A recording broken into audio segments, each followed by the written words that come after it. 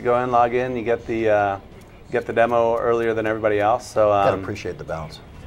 Yeah. Spend a lot of time to do with that. So takedowns work the same way as last year. You hold the left trigger and move the stick towards your opponent. Transitions work basically the same way. Rotations on the right stick to get to better positions.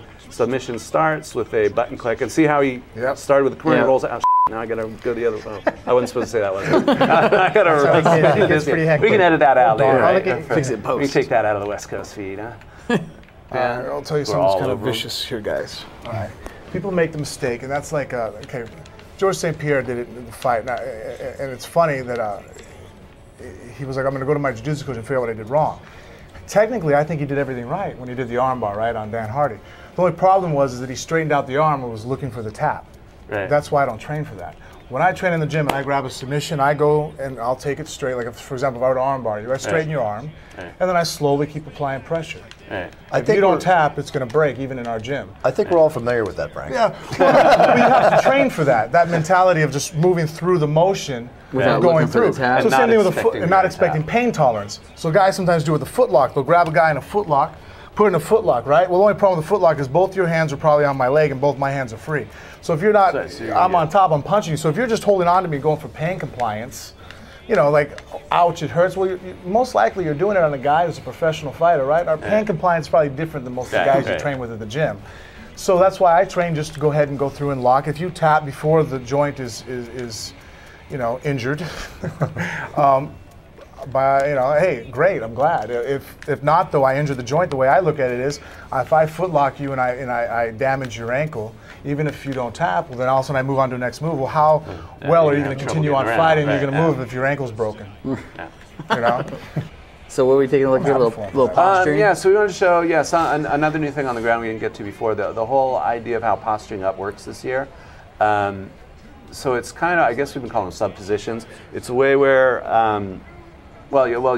it's better to explain as we're doing it. What Colin was going to go into with the posturing system is that from any up position on the ground, you can finish someone this year. Last year we kind of had like the full postured position where you can finish people. Now you can finish from half guard, you can finish from mount, you can finish from the full postured position. There's a lot of positions now where you can finish the fight. Oh my God, I've already been mounted. Boy, I suck.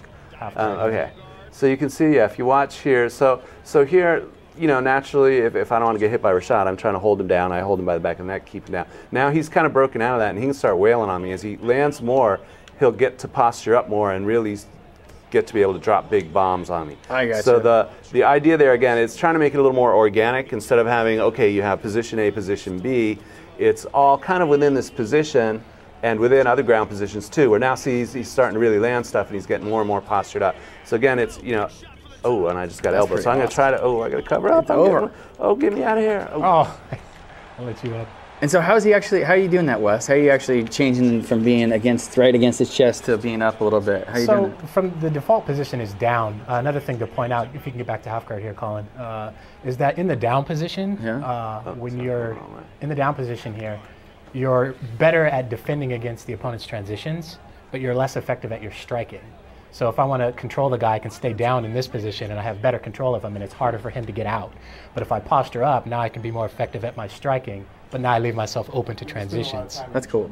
A little bit. That's cool. I rolled with Joe a couple times down at Eddie Bravo's gym, and Right on. Well, if you guys are set on the posturing up that you're showing us, and obviously you can finish from any position. There you go. And obviously we're looking at Rashad Evans and Rampage, who are two of the four guys. That's my favorite demo. I love the celebration. Celebration. Yeah, it's great. Well, awesome. There's